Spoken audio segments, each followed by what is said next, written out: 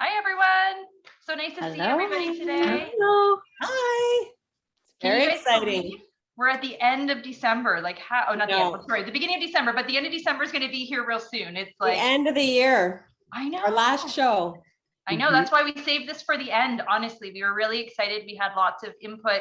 People from across really wanted to hear from independent dental hygienists. So we listened to you guys and we put this wonderful panel together. We've got lots of people, lots of input. So we're so excited that we're here today with you guys all.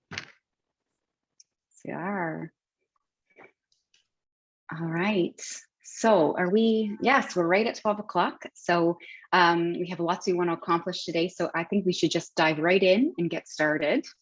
So just before we launch in, again, just like Carrie said, I just want to welcome everyone and just thank you for being here and joining us for our final RDH episode of the year 2021. We're really excited and we wanted to end this year with something that was celebratory. So we want to celebrate how far we've come as a profession in general, but also just given what we've gone through the last couple of years, right? We've been tested both physically, mentally, spiritually. So we thought we're going to end this in celebration. So we're going to be talking about independent dental hygiene in Canada specifically. Before I introduce our very special guests for today, just as usual, a little bit of housekeeping. So we have a big program that we want to get through today, but if you do have a question, we want to hear from you. So feel free to type in any question you have using that Q&A function. If you just have a comment or you're saying hi, use the chat for that. But if you're looking for an actual answer, probably best to use Q&A. Us as the cast of the RDHU, so Carrie, Anna Louise, myself, and Kathleen, we're going to be here in the background, really just facilitating the questions, but our special guests are going to be leading the way today. So again, just as a team, we wanted to really celebrate where we've come. And we have so many fabulous independent dental hygienists who are in our circle. And we just sort of gathered a few of our close friends who we've been working with to be here today. But this is really to celebrate all independent dental hygienists in our country. So this is for you, this is to celebrate you and how you've really helped to push our profession forward. All right, so with that, we have a couple of questions. We've invited 5 guests today. They're from across the country and each one here has opened up an independent practice within his or her province. So what I'm going to do is I'm just going to ask each of them, rather than me read out your biography, I'm going to get you to introduce yourselves. I'd like to hear from you who you are, where you live, where your practice is. And I also want to know from you kind of what was your why behind opening independent dental hygiene practice. And Julie, I'm going to start with you. Hi, everybody. What a great introduction. And of course, right now at home, my phone is going and my son is trying to get a hold of me. So I quickly texted him saying, not now, not now. So my name is Julie Dinardo. I have been a registered dental hygienist for 35 years. 14 of those years, I've had my own independent practice in Hamilton, Ontario, Gleam Smile Center. And the reason I did that 14 years ago, we were one of the pioneers, is because it was all or nothing. It was either I retired at that point because I was tired of, and I'm going to say this not in a derogatory way, but in like the mill. I was tired of the go, go, go. And I knew professionally there was more that I could offer than what I was giving at that time. So my personality, like I said, is all or nothing. So I decided to go for it, open up, and I thought naively that I would have all the time in the world to do what I want and see who I wanted and practice the way I wanted and all that kind of stuff. But it really has been the best decision that I've made. It's something that I'm proud of and I work very hard at, and it's just. It's been a journey, that's for sure, throughout. And even the whole dental hygiene practice in the last 14 years has been a journey for all of us, actually, just in the regulations and all the changes, especially the last couple of years, has been a challenge. But we've made it, right? And we just keep on moving forward. So that's a little bit about me. Thank you so much, Julie. Well, we're very happy to have you here. Jacqueline, how about you go next? Well, thanks so much for inviting me. It really is an honor to be amongst this panel to discuss independent dental hygiene. My name is Jacqueline Fleming, and I opened my own dental hygiene business in 2019 in Beaumont, Alberta, kind of a bedroom community just outside of Edmonton. And I had gone into school wanting to have my own independent clinic. So after I graduated and I worked in a dental office for a couple years and kind of got my feet under me a little bit is when I made the decision it's time to do this and have my own business. Both my parents are entrepreneurs, so I kind of had that inspiration from them. I knew the benefits, the risks also of having your own business, and I just thought that it was something that I needed to do. And I'm so happy that I've done it. It's supporting me and my family. My husband's a full-time university student, so it's pretty exciting that being independent, I am able to provide, the financial requirements of being an adult and having a mortgage and everything like that, but also having that professionalism within my career and to do everything that I wanted, kind of like what Julie said. That grind wasn't for me. I wanted to be able to provide more for my clients, and I'm really excited that that's what I've been able to do. Fabulous. Well, it's really nice to have you here. So thank you for joining us. And I know it's a little earlier where you are, so we appreciate you being here bright and early. Jennifer, you are next. Well, thank you very much for asking me to come on this. Definitely feel very, very special, and it's so lovely to meet you all via Zoom. I've been practicing within the dental industry since 2007. I actually started off as a dental assistant, and I wanted more, so I decided to go back to dental hygiene. Worked at a dental office for about 6 years, and then I decided, you know what, I need a little bit more. I want to offer my clients more to their dental experience. So I decided in July of 2016 to open up my own independent practice in Toronto. It is called the Meticulous Smile. I wanted to offer an enjoyable dental experience and to change that negative mold of that dental experience that people come in. They're always scared to go see their dental hygienist or their dentist, and just to offer clients top-notch customer service, right? Not for them not to feel like they're just another, spoke on a wheel and, an in and out client. And then also have that opportunity to make an income that would never be capped, and to offer other people in the industry a positive working experience. Beautiful. Very well said. Thank you.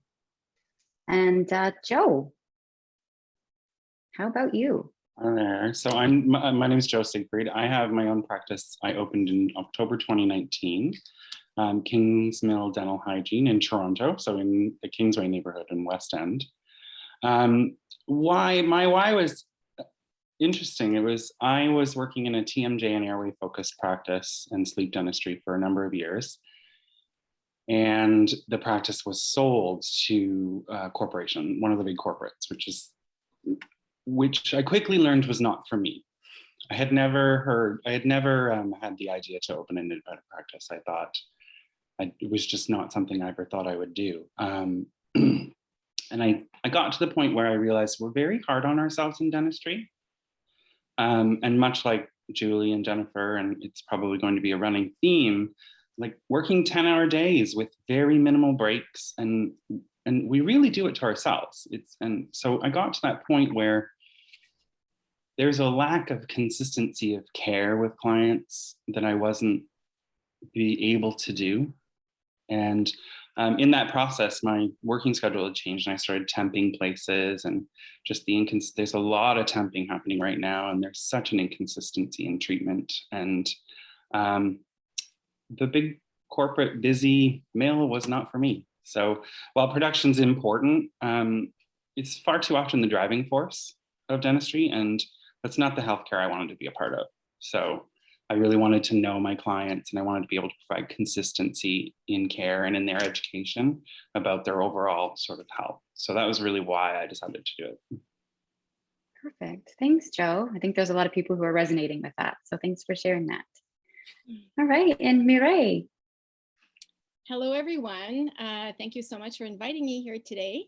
It's really an honor. So my name is Mireille. I'm from Montreal. I opened up my own independent private practice a year ago on Friday, or a smile. So I'm very proud of that. And my why, I would say, besides, you know, always dreaming of having my own clinic, like most independent dental hygienists in other provinces, I would say it's because I really wanted to provide a place for people that are really scared of going to the dentist, provide them a place, you know, that's you know, more accessible, affordable, and a more relaxing environment, you know, for them not to be scared to come into, get treated, and then being able to reintegrate them in the system. I see a lot of people that haven't been to the dentist in over 10 years because they're so scared. And knowing that now there's a dental hygiene clinic that opened, and the fact that they know that there's no dentist, that alleviates a lot of their fears. And so they're so happy to come in. And another reason why I wanted to open an independent practice is also because I wanted to practice in a more diversified way. I didn't want it to be stagnant anymore. You know, I mean, we're so capable of doing so much, and but unfortunately, we don't get to do much in a dental office. So I wanted to provide and just exploit all those avenues. And also I wanted to bring some recognition to our profession as the dental hygienists, you know, to the public world, because, you know, as a healthcare professional, because as we all know, unfortunately, during COVID time, I find that we weren't really recognized. So those are all a few of my reasons why I wanted to open. I'm so excited that you guys are here sharing some of these things. And one of the things I would really love to know more about is, you know, what are some of the most, or what is one or two of the most rewarding things about having your own independent practice? Because, you know, there's lots of things that can go wrong, but what are some of the most rewarding things about owning and running your own independent practice? Joe, you're going to be up first for this one.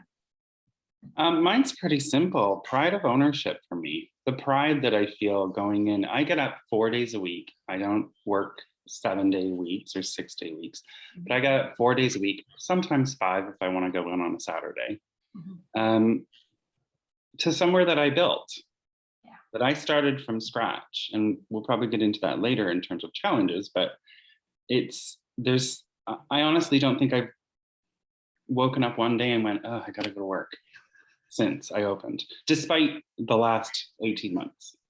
Wow. So really, it's just feeling proud that I have accomplished it, really, for me.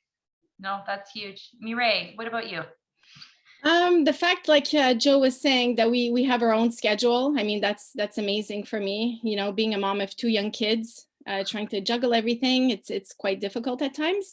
But for me, it's what's very rewarding, I would say, is seeing clients that are terrified, they were super scared. They come in and then they leave with such a smile. Some of them have like tears in their eyes. They just want to hug me. They're so happy. And they promise me that they will come back in 6 months.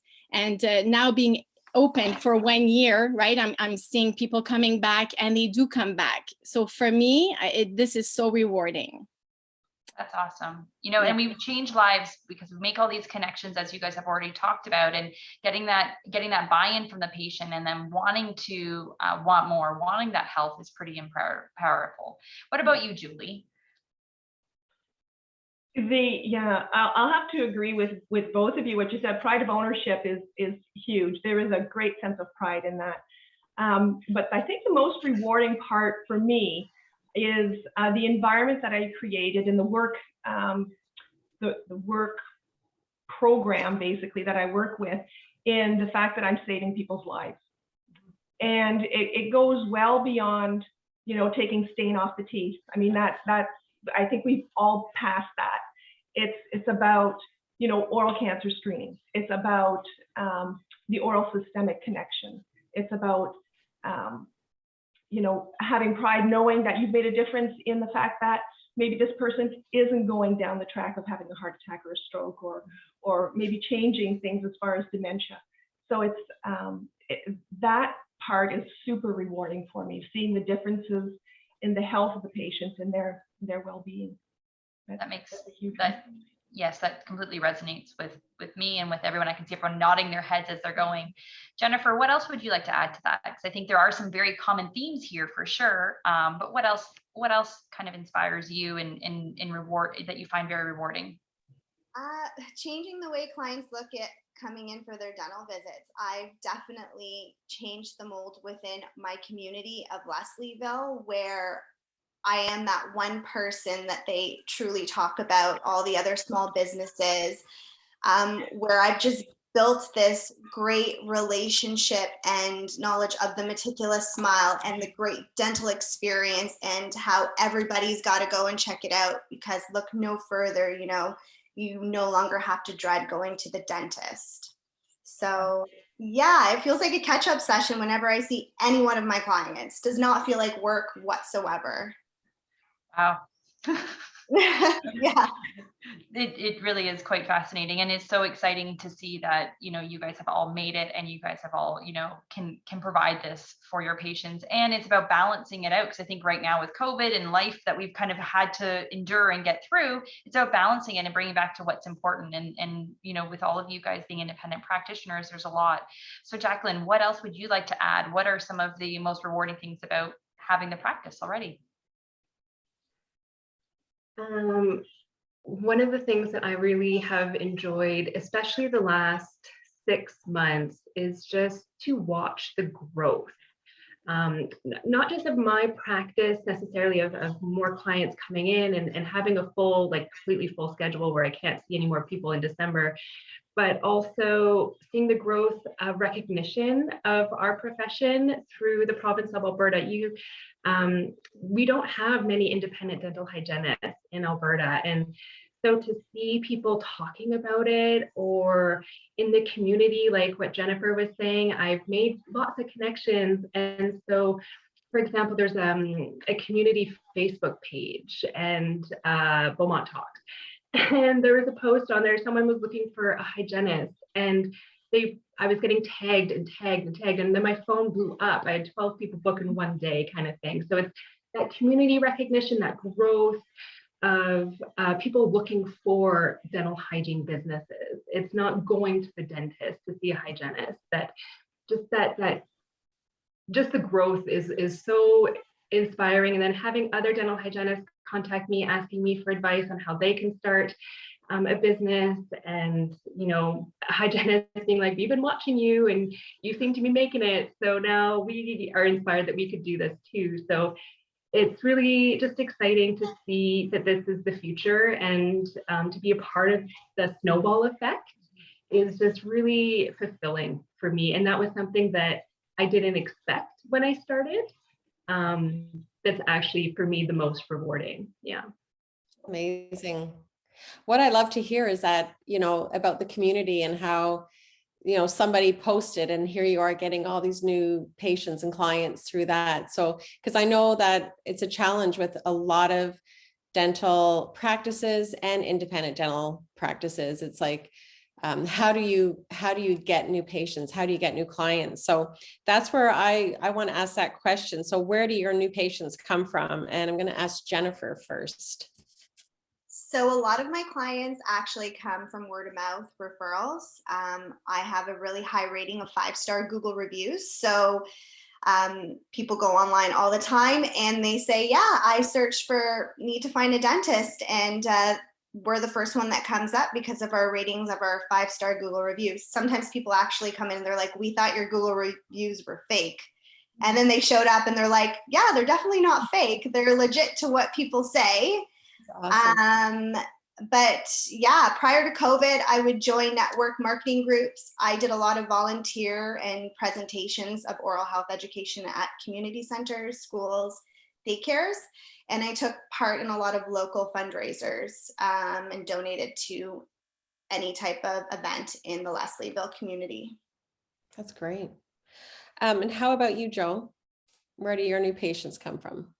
So I have as I'm a storefront, so that helps a lot with walk-ins. I get a number, much like Jennifer, I get a majority of my patients are referred by patients, existing patients. So I do advertise, but I'm in Toronto, so advertising in Toronto is so competitive that the return on the investment really isn't great. So I do focused advertising in my neighborhood and door drops and things like that. But I tend to get most of my new clients through referral. I also have, as being a myofunctional therapist, it's about half of my practice. So being a referral practice is sort of like a revolving door of patients. They don't stay with me for 10 years. So I'm constantly building and creating new relationships with those referral sources. So variety of different types of people that might refer to my referral side of my practice. So it's a constant, something just Amazing. constant. That's awesome. And then how about you, Murray? What is your focus? How do you get new patients, especially starting, like you said, you started during COVID. I was like, what? That's amazing. Yes, this time last year, and you're opening your own practice. It's amazing. Congratulations. Thank you very much. Yes, so I would say most of my clients right now are from word of mouth. And also I am part of some Facebook groups. So a lot of them are seeing,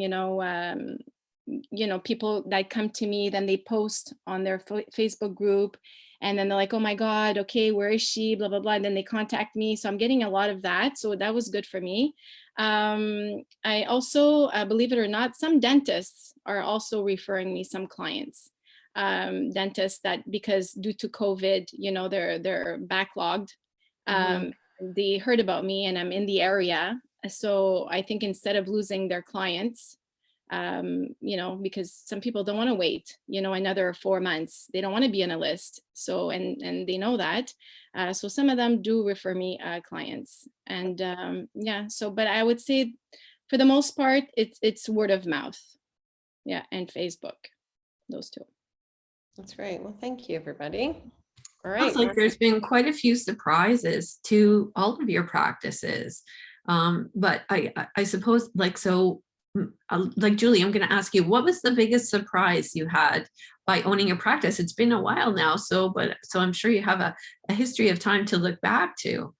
Yeah, it has been a while. So you have to remember 14 years ago, right? Nobody really knew that independent dental hygiene practices existed. And I think one of the biggest surprises looking back was just the amount of sheer work that it took to own a practice and how much headroom that it takes, like 24 hours of thinking. And I think maybe that could be my personality as well, because I'm, again, an all or nothing kind of person, right? So it's like I'm constantly thinking, what can I do better, or what can I do next, or what can I offer, or, how do I get patients, and how do I let people know, that I'm here. So I think that the biggest surprise back then was, again, the sheer amount of work that it actually took in my head, right? But now, what I'm really, really enjoying, and I don't know if it's much of a surprise, but as somebody touched on it, on how our dental hygiene profession is shifting, right? And it's so great to see, because we have so much opportunity. And I think that as dental hygienists, we have such a huge role to play in healthcare. And I would like to see that grow even more. So the nice surprise of working back then to working now is that growth of a profession that we're seeing. And that's a wonderful thing, because we can definitely make a huge difference in healthcare. That's a wonderful perspective to give everyone, because you've certainly been a trailblazer. So Jacqueline, how about for you, being a little bit more recent to being an independent practitioner, what was like the biggest surprise for you?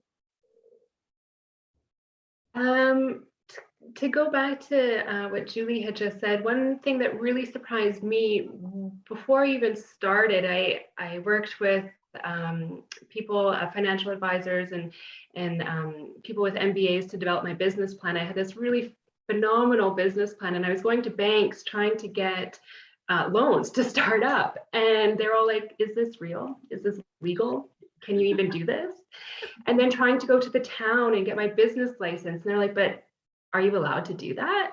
And because I do it in the home, and they're like, does AHS, like Alberta Health Services? I'm like, well, they're not regulating me. Like, and having to explain to every single person that I met what I was doing and that I can do this, and this is something that is legit and profitable, was really frustrating to begin with. And so I feel like the more of us that are doing this, then the more legit it becomes, you know, for non medical professionals. And one of the surprises to kind of what Joe mentioned is referrals with other interdisciplinary professionals. So working collaboratively with, you know, speech pathologists, or I don't do oral myofunctional therapy yet, something I'm interested in, but, you know, so when I see someone, I'm like, oh, you need to go talk to this person or this myofunctional therapist, or, you know what, your tonsils are really swollen, you need to go see an ENT, really, you know, advocating that we can be referral partners to other people, you know, people that come for TMJ. I'm like, you know what, there's this really great chiropractor physiotherapist that I think you could try. And that's kind of one of the things. And then having them refer back as well, kind of what Joe was mentioning, it's just this great community environment that I really didn't think about when I first started. So that's something that's, it's always surprising, and it's always great to know that people are thinking about you as well. Yeah. Awesome. It's where we get to be put in the position of being a trusted advisor. We built up our community of supports and collaborative network that we can offer so much more. And it generally comes with a really holistic approach, right? Because that's our mindset. So it's fun to watch that. Thank you so much for those great answers. I just want to add one thing with what you guys have said. I'm so excited within so many parts. Each one of you guys have talked about the collaboration. And I feel like many years ago, it was like we were in silos, we were doing our thing, and nobody wanted to refer, nobody wanted to work with us. And it really fills my heart so much that we're starting to break through those barriers. It doesn't mean it's easy, okay? It's really not. I'm not trying to pretend like it is, but they're becoming more and more yeses, and more people that are willing to look at what we're doing. They're taking us seriously. And I just want to say thank you for all that you guys are doing and paving the way. So go ahead. Grant over.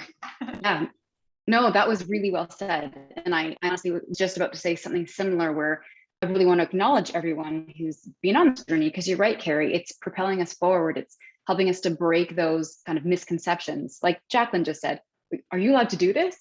Right? So you being here, and you in the audience, any independent dental hygienist, you've had to really overcome some of those kind of misconceptions.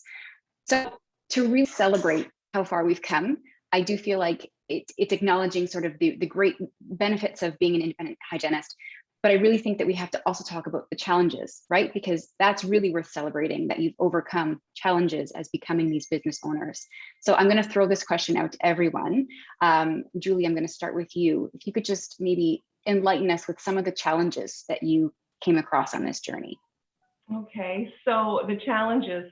First off, I just kind of want to go back a little bit and just, you know, give you my little 2 cents of how I look at this, is that, you know, it all comes down to the circle of care, right? So it's impossible for one practitioner or specialist to know everything about everything. So we're just one of those folks in that circle of care. So I don't expect a physiotherapist to know everything about the mouth. I don't expect a hygienist to know much about physiotherapy, right? We all have our own specialty in our own right.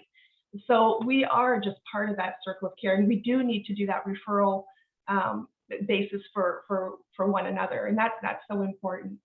The challenges I find in 2021, close to 2022, is making sure that all of the T's are crossed and all the I's are dotted. I mean, being a clinician, I think, is probably the easiest part of the whole job of being a business owner. There's all the other stuff that people don't see behind the scenes, like making sure that you're digitally secure, right? Making sure that all of your logs and your data is up to date. All of your entries are up to regulation. making sure that all of those things that happen in the background are IPAC compliant and all that stuff. So that takes a lot of headroom, right? And again, that all or nothing thing, you have to make sure it's 100% all the time, right? So I think that's the biggest challenge is not just giving care or excellent care to your patients, but it's also making sure that you are a very compliant and not going to say legal business owner because we're all legal business, but making sure that all your T's are crossed and your I's are dotted, making sure that everything is on the up and up. That's I think that's one of the things that I find difficult to keep on, especially lately where there's been so many changes, right? That we have to make sure that we're always up on the latest regulatory mandate. Yeah, as everything continues to change so quickly, it's, you know, it's like having the newsreel on every night to figure out what's next, what's happening, what do we need to advocate for, what do we need to be on the lookout for. And even like the research papers that are coming out, they're changing moment by moment. And that makes it very hard to stay on top of it, you know, as the colleges and public health systems and are adapting and moving and even getting supply chain, right? You know, for your practice, it's a concern for your practice. Yeah, for sure. Jacqueline, how about you? Well, I'll talk about challenges since I've been started, since I already talked about kind of the getting going challenges. And what Anna Louise was just saying, since COVID, the biggest challenge is managing the inflation of product that I needed. You know, I think gloves increased by 200% in their cost, and then trying to increase my prices to make myself be able to afford everything, but not deter clients so much. Or, you know, I think a lot of people did understand that the reason why, you know, I did have to increase my costs, whatever, just because of the supply chain during COVID. But, you know, now that it's been over a year since we've been fully opened in Alberta, since the rural lockdown of 2020, it's been pretty smooth sailing. You know, some of the challenges are always, you know, like, do we need to do these COVID consent forms? Do I need to do this or that or the next thing? And trying to work with the college, and then they're sending out emails. I'm like, well, is this real? Like, do I have to still ask people if they have been out of the country in 2 weeks? You know, stuff like that. So it's just kind of making sure that everything is done properly. But you know, I feel like as we've been progressing, it's been getting a lot easier that way, more comfortable with the rules and regulations. So there's always new challenges, of course, that as we grow, we divert new things. And so, but yeah, it's I think just making sure that in your head you're organized, because like Julie was saying, it takes up a lot of headspace. So that's been a bit of a challenge as well for me in my head. For sure. I mean, I can only imagine, right? You don't just go in, you know, punch in, punch out. It's not that type of situation at all. So I can only imagine the headspace that it occupies owning your own practice. So thanks for sharing that with us. Jennifer, how about yourself? I would say I have 3 major ones that I've struggled with, especially within the last 18 months. And one is finding good, reliable staff members. That's definitely been a challenge. And also dealing with the volatility of the schedule. Even during COVID, it's definitely made it a little bit heightened, which has been a bit challenging. And also managing the stress and anxiety clients have about COVID. Like, people were already anxious to come in to see their dental provider before that. So even more so now has made it challenging to deal with. You know, even people call in and they want to make sure everyone in our office is vaccinated, and yeah, it goes on, but we deal with it, and you go on. Mm-hmm. Absolutely. And that is very true, right? It's managing those the anxiety of the clients coming in, right? When you've got your own thoughts and feelings around the subject and trying to be a reassuring presence for your clients. So for sure. Joe, how about yourself? So as everyone has mentioned, the challenges of just running a business are sort of a daily brain fell. I do want to just point out, I'm very thankful for the, I think Anna-Louise said, trailblazers like Julie, who 14 years ago started a practice that made the challenges significantly less for me. So, and there are many of you that are out there that really made it easier for us to get loans, to get financing, because the more of the successful practices that are out there that can prove to stay open and be successful, the more independent practices we're going to see.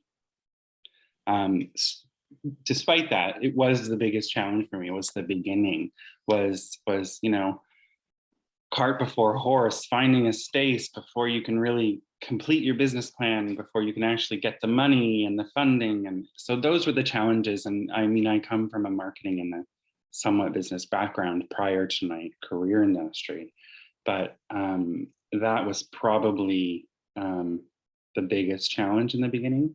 My challenges now are things like supply chain, the cost of product.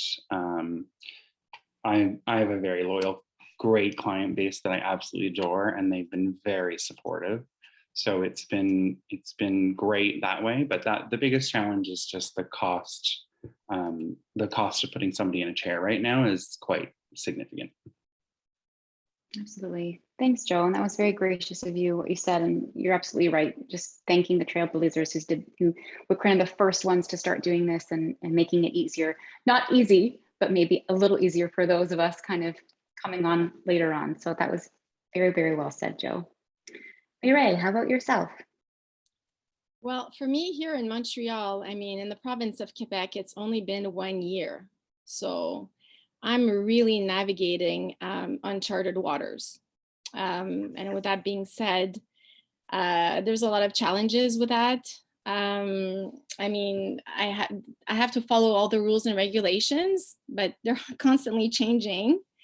And I want to make sure that I'm doing everything right, and following the rules, of course. But I think my main challenge, I would say, would be just time management. Being a one-woman show right now, managing everything I find it difficult, I'll be honest. And also hiring and managing staff. I have a hygienist who's working with me right now, but I need help, like, secretarial, like I need to hire a secretary to help me now with the recalls, with the payments and all of that, because it's a lot. I'm doing hygiene. While I'm doing hygiene, I can't manage my business at the same time, right? But right now I'm doing everything. So yeah, like the others were saying, at night, our head, like, it doesn't stop. It goes on and on and on. And it's a lot when you start. It really is. People don't see everything that goes, that's happening in the back. But I mean, it's definitely challenging, to say the least. But it's rewarding. I mean, I wouldn't change anything. I don't regret anything. I'm just so happy that I did this. And I'm just so very passionate, and I just want to continue, and I encourage everybody to do this. Like, it's just so rewarding at the end of the day.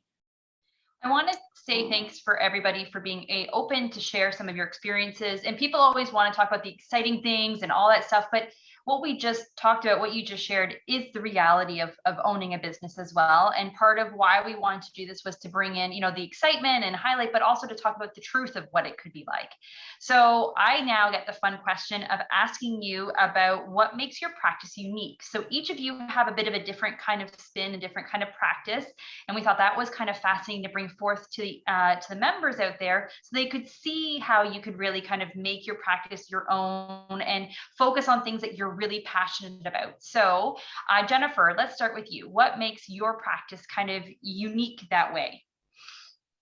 Well, one added factor is I do have a dentist on site that rents out space.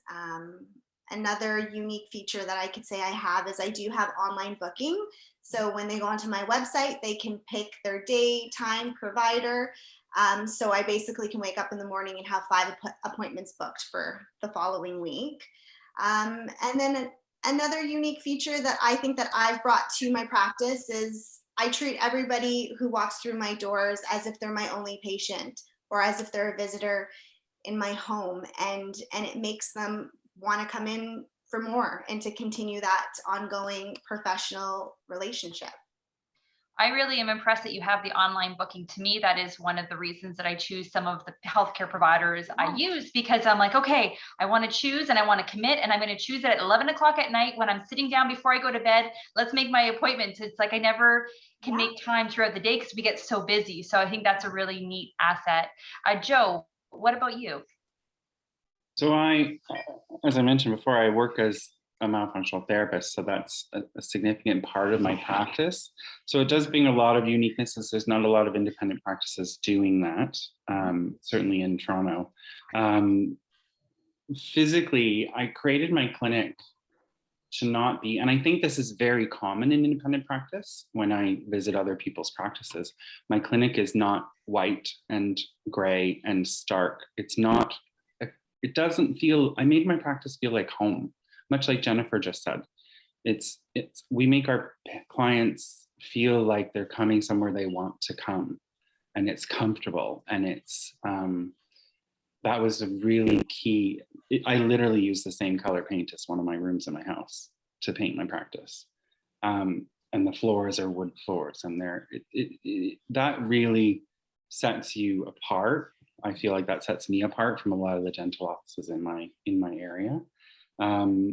And the nice thing about myofunctional therapy is that it really gives me the opportunity to branch out and be a part of this group, be a part of RDHU, because I have another program coming up in February, my little short 6-hour webinar. And then I have another I'm doing my full program right now. My first cohort is going to graduate in 2 weeks. And my second cohort will be starting April 5th. So that just really is, I don't think is, if I was still working 10 hours a day, 5 days a week in a dental office, I'd be able to have those opportunities. So that's really where the uniqueness of my practice has helped me move forward. That's awesome. And having and hearing everyone's story is going to inspire more people. And that's really what we're about. So Mireille, what makes your practice sort of unique? Well, having worked with a holistic dentist many years ago, I kind of integrated that also in my clinic, that approach, that aspect of it. I do a lot of, oral systemic health education, doing the links and everything. I also have, I try to make everybody feel so special when they come in. I mean, if they're stressed out, I have a little diffuser with lavender. I make them feel very relaxed. If they want to watch a movie or a series, I also offer them Netflix. So a lot of them, they're like, oh my goodness, I feel like I'm in my living room. This is so comfortable. This is amazing. Also, what else could I say? I mean, it's very accessible, right? I also, through my website, have the online booking. So there's not a big wait time. I could provide them an appointment, the following week or the following 2 weeks. They don't have to wait months and months. And, I also have the luxury of time, which I'm really proud of, something that we can't offer in a dental office, right? Traditional dental clinic. So having the luxury of time, I mean, it gives us time to really take the time to educate them and see how, how they do their flossing, take the time to revise everything with them. I also offer, GBT technology. I have that. So I take advantage of when I'm disclosing them to really take the time to explain everything. Yeah, so that's what I would say. These little things. I think the time management is also the key, and you're a bit more in control of your schedule that way. And that gives you a little bit more freedom and excitement to do what you know is right for the patient, to treat them in that sort of way. So Julie, you definitely have a bit more of a different kind of practice that is exciting, because you and I live in the oral systemic world on a very regular basis. So there's lots of unique things, but why don't you share some of that with people watching? I'm actually loving the fact that I can hear how other people practice, because being independent, it can also be very isolating, right? Because you practice the way you know, and we're very thankful for like RDHU to bring us all together and to see, but to have this all one-on-one to see how everybody else is practicing is actually wonderful. The way I do it, and whether it's unique or not, I just do my own thing, is that I'm really based on prevention. You know, so remineralization therapy, prevention of any kind of hard tissue disease, and also I'm huge, like Carrie mentioned, on the oral systemic link, total body health. That's something that we really focus on. And as far as it's not just having oral health, but also again looking at are they predisposed to having heart disease and strokes? What's their diabetes like? What's their blood sugars like? And how that interrelates to oral health. You know, does that increase their cavity rate, or does that increase their infection rate? It's all correlated. So that's what my practice is basically focused on, is that whole oral systemic connection and total body health. And we also dabble a lot with the holistic ways as well. I think that there's room for, we call it like Western medicine versus, you know, other ways of going about, you know, healing people. And I'm actually really quite interested in the myofunctional therapy. That's not something that I've dabbled in yet. My plate's a little full with what I'm doing right now, for those who know me. But I'm fortunate that I have connected with a company that allows me to see into the medical world.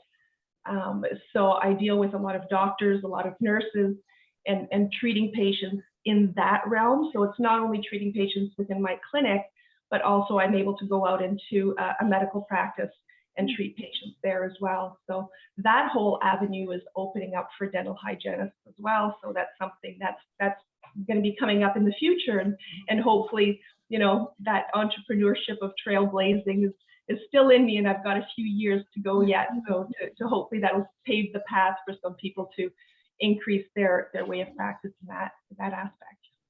No, I agree. There's so many areas that we can trailblaze. And the nice thing is, by having this community, and that's part of, again, why we brought all you guys together, is so that way then there is a community. And I think more and more now, there are more independents that are willing to, you know, not just that you're sharing all your secret sauce because you don't want to share everything, I know, but you want to help people. And hygiene, we are all about helping and promoting this. And I think now, moving forward more than ever, we're really trying to help everybody. We want what's best for clients. We want to share the message and help people. So Jacqueline, what else can you add? We know a little bit about your practice. It sounds like it's in your home and everything else that way, but what else makes your practice unique?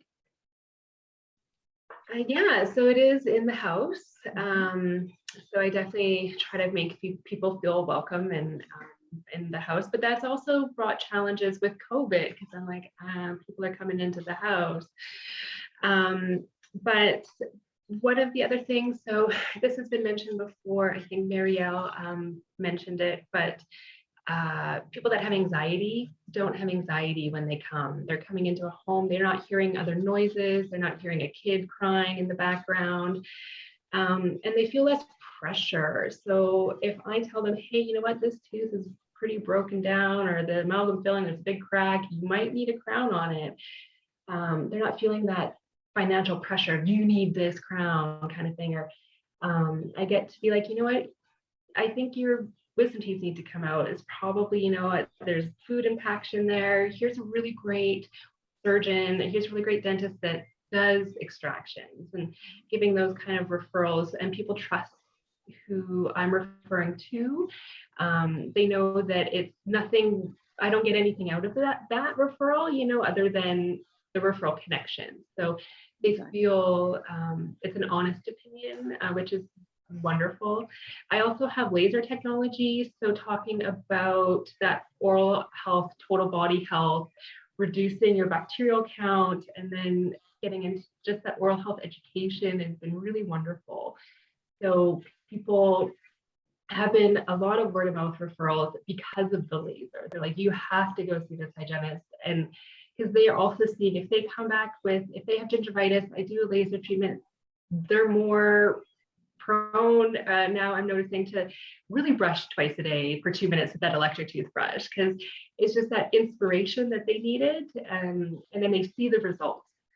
So it's really exciting to see people referring because of how good their mouth is feeling, or how it looks, or how they are interpreting their health as well. So that's something that I feel is unique to me in my community versus, you know, a dental hygienist that I used to be in a dental office where I was like, okay, I've got an hour, you're in and out, right? So it's getting that time to really educate my clients. That's awesome. Now, a few of you have mentioned your relationships with the dentist and how that works. So I would like to hear a little bit more about that. So for you, Jennifer, you have a dentist on staff. How often are they with you? What is that setup like? So I have a dentist on site full time. So I have a dentist there every single day. The dentist rents space. So it is not the hygienist paying the dentist. It is very particular with the RCDSO. 100% of the billings that the dentist bills gets transferred back to the dentist, and the dentist pays a rental fee every month, and it is the exact same fee that you've negotiated on based on paying for front desk staff, supplies, dental assistant, and whatnot. The dentist also pays for the lab fees themselves as well. It's very strict and rigid. I'm sure many of you on here are in the same boat, but yeah, that's the rental fee basis at our practice. You obviously have the radiography. Yeah, so there, and that's correct. Yeah, so they are the radiation protection officer, so they have to sign off on that. And I have to have separate charts. So basically the hygienist chart online system, and the dentist has actual paper charts, because the dentist decides that they no longer want to be there. They have to either transfer to a new dentist that is renting space at our practice and be able to, or take the charts with them. Right. Yeah, I see Joe, his little nod there. How about you, Julie? Do you work with somebody in particular in your area, or because I know you have a lot of patients that come from all over to see you as well. So how does that work? Yeah, so I have a storefront, and first off, I don't think I have room to have a dentist there, but it's everybody has their own philosophy, right, and way of practice. And the way I look at it, because I am so strong and I have such a strong remineralization program, the need for a dentist, I can count on one hand, well, not even, maybe once or twice do I refer out per month, if that. I don't work with one particular dentist. Every patient, if they come into my practice and they already have a dentist, we definitely work hand in hand with the one that they have. But if they don't, every mouth is different, and every need is different, and every dentist is good at doing different things, right? Because we can't be everything to everybody. So what I do is I try to match who that person would be best under the care of such and such a dentist, because of their either personality type or their needs. Whether is this person really good at cosmetic anterior crowns? Are they really good at doing implants and the placement of it? So I get to pick and choose who I associate with, basically, and who I want my patients, and what best care can somebody else provide for them, right? So I would never, send somebody to a dentist that I don't know their work, right? So if I would be comfortable sitting in their chair for such and such a procedure, then that's where they're going to be going, right? And I'm very, very fortunate that I have a great relationship with local area dentists. And yeah, the majority of them are great. We do have a referral back and forth because I do, a large component of my practice is oral cancer screening. So I do have them refer over to my practice to do oral cancer screenings on their patients. So yeah, so to answer the question, no, I don't have one particular dentist that I work with. I work with several in it. And I love the fact that in today's age, and we all can say this, is that we don't work for a dentist. I work with many dentists. Right, that's awesome. And then how about you, Jacqueline? Like you're working from, you have your practice in your home. So how does that work with collaboration with dentists in your area? Do you work with someone in particular, like more closely, or do you have? I have my favorites. You know, kind of like what everyone's been mentioning is I have a dentist that I used to work with that's fairly close by, and I really know his work is very good. He really does a lot of implants and sedation work. So anyone that needs that, I'm definitely referring them to him. There's also a dentist in town that has a laser for decay. So if anyone is super phobic of needles or anything like that, then I'm referring them to him. There's also some dentists that are super swamped and they're referring clients to me because they're like, you know what, we can't see you until March. So go see this hygienist. And now I can't see them until January, right? But it's a collaboration, and I send a lot of like perio charting to dentists, and in Alberta we can, as independent dental hygienists, have our own radiation equipment. Being in a house, so I've chosen not to have any radiation equipment. So then the dentist will send me the x-rays, and we have that collaboration of this is the care that I'm providing, and so that I can see the radiographs as well. So it's so no, I don't work with any specific one, but I do have some favorites that I work with.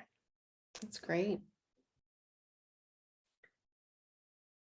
Well, so much has been covered today. We have certainly looked at all of the ways that your practice has come through, started up, come through the challenges, but you all sound so fulfilled and feeling rewarded with all the things you've been able to accomplish. It's been so exciting. Do you have like a little piece of advice, a tidbit, who's someone who's just starting, on the verge, starting to make plans?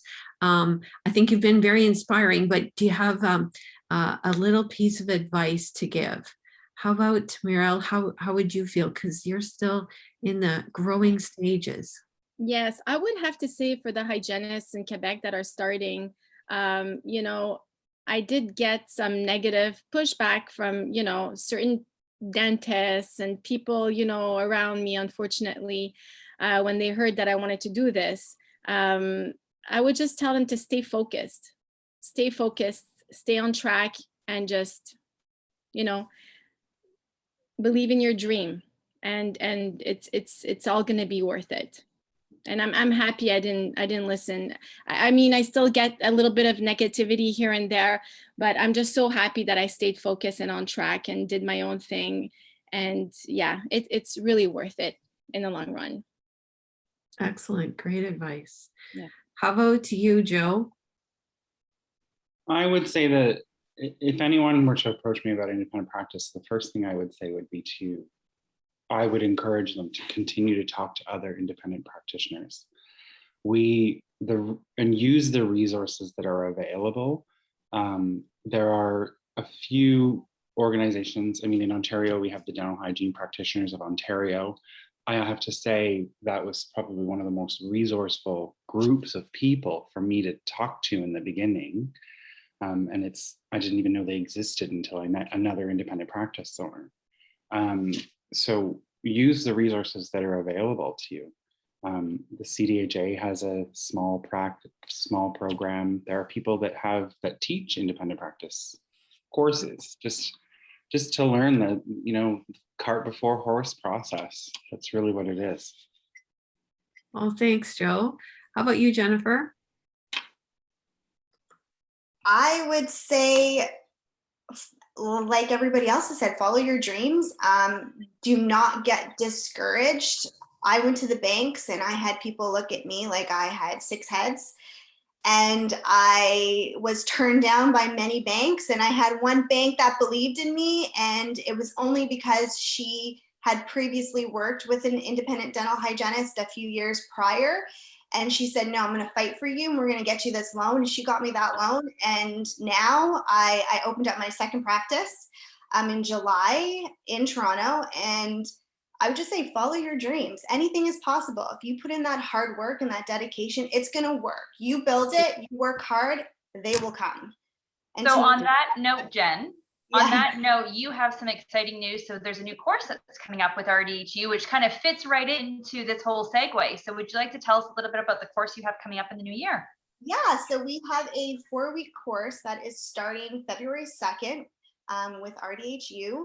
And I will be going step by step on my journey and what I did, how I did it, methods I used, people I used, just because I want all of you to take the bull by the horns and make your dreams come true. Like, get out of working for a dentist, work for yourself, and just like I said, like, reach for the stars. Like, it's none of you will be disappointed. I promise you that. It will be hard, but it is so worth it. Yeah. Well, I'm definitely not disappointed by having all of you guys on The View today. We have covered a lot of information right down to the wire. And so I, on behalf of all of our cast, would love to say thank you very much for fitting us into your day. I know, Jacqueline, you are right between patients. So she's in Alberta, so she canceled a patient, fit us in. She's going back to see people this afternoon. So thank you very, very much. We are here to inspire people, and you guys definitely have done that. Now, if some of our reach out to you, is it okay if they do some of your Instagrams on your names? But please do reach out. These people are here to help you, and I would just like to say thank you. You guys have inspired me. You've taught me a lot, and we are looking forward to it. You guys have been a great way to finish 2020. Exactly. Hard on everybody. Hard everybody. I can't do heart right now. And we're excited. We're going to be taking a break over the holidays, and we're coming back in January with Michelle Hudson. So we're having her back a repeat, and we're going to be talking about putting the puzzle pieces of dental hygiene together. So that'll be a great way to start January 2022. So with all that, any questions from the audience that have come in that we want to try to fit in? Beth, I don't know. I know there were a few things that I know you were answering as we were going. It would be a little, just because we're kind of from across the country, I'm not sure we can address all of them. There was one, Julie, for you specifically, just asking how many staff members that you employ and what their roles are. That was one for you. I have 2 staff. I have my full-time receptionist and I have another hygienist going. So it looks like we're going to be looking at possibly extending our hours because we're too busy, right? And the one thing about offering quality service is also being able to offer them a timely service. And this is where we're starting to run into a problem where we're having a hard time opening up space to get that timely service in there. So we might be hiring yet another person. Julie, how many ops do you have? 2. 2? 2, yeah. Exciting Perfect. time. Well, yeah, well, thanks everyone for joining. And if there are more questions, there are a couple email addresses here listed under the names. So if you want to reach out to them or find them on social media, I'm sure they'd be happy to answer questions, especially if they're in. There were some questions about rentals and other things with equipment. So that would probably be best advice would be to reach out to the one sort of closest to your area for more information on that, or join Jennifer Kramer for her upcoming course as well. So thank you everyone for being here. Thank you And so much. That was yeah. amazing. Thank you. Very inspirational, and congratulations to all of you, and to all of you watching too, who are independent, and yeah, it's just been an amazing experience. And thank you for being a part of the RDH View, to everybody, to our cast, and to all who are watching. This is the end of another year. I can't believe 2021 is behind us, but we have a lot of great things in store for 2022. So we'll see you next year, and happy holidays to everybody. Thank you. Same to all of you. Bye. Bye. Take care. Bye, everyone. Bye.